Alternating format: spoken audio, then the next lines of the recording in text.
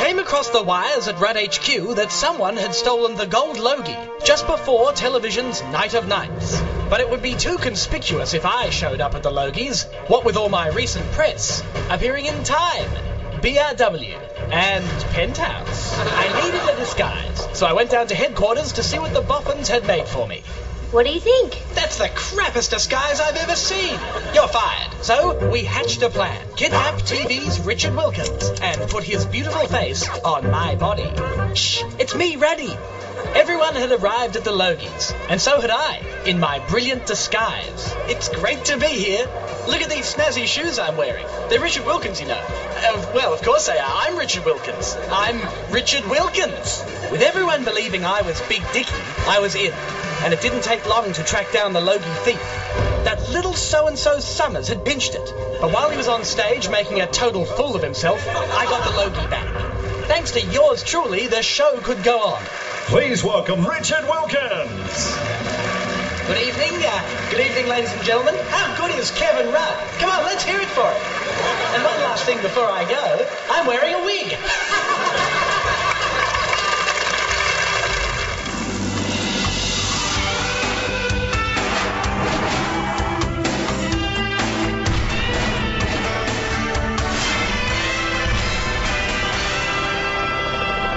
I was off to give an award for Best Young Recruit at the Ruddy Youth Training Academy, which meant I had to leave Swanee in charge of Rudd HQ.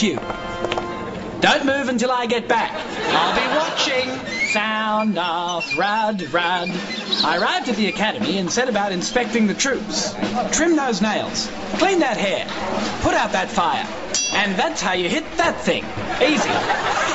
But I still wasn't impressed. So I headed down to the Ruddy Bubs division, hoping for better results. But it was worse. Most of them were just lazing around or drunk. Okay, smart guy, how many fingers? 4. 4? You've been on the Alco Pops. And at least it wasn't as bad as what was going on at the Turnbull Academy. Round you go. Oh, God, it's happened again. But I still had a decision to make. And when it came down to choosing the best recruit, I couldn't go past good old me. Well done, Kevin. Tough break, losers.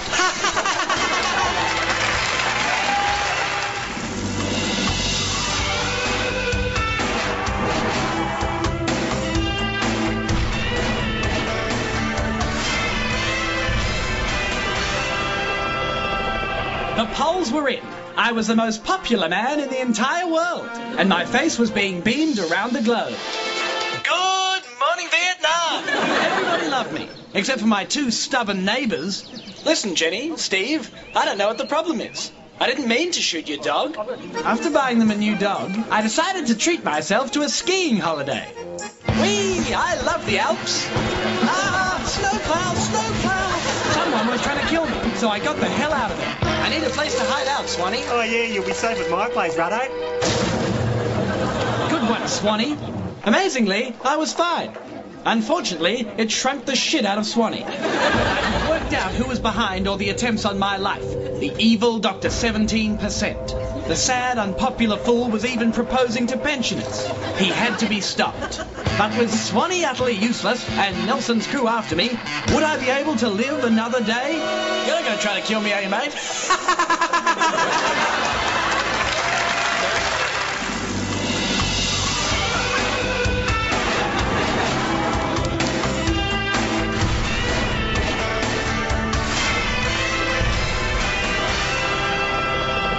Life is like fashion. One week you're in, the next week you're out. I was as unpopular as a pair of polyester slacks, and the evil Dr. 17% had me on the back foot. The bugger's rating was almost up to 18, and he'd ruined my new boat.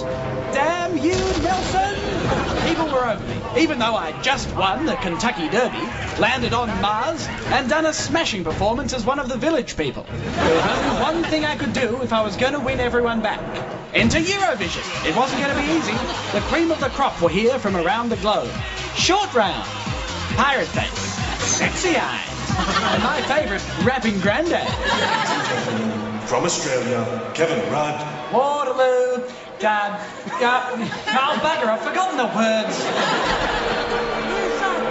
My Eurovision dream was over. I wasn't going to let them get off that easy.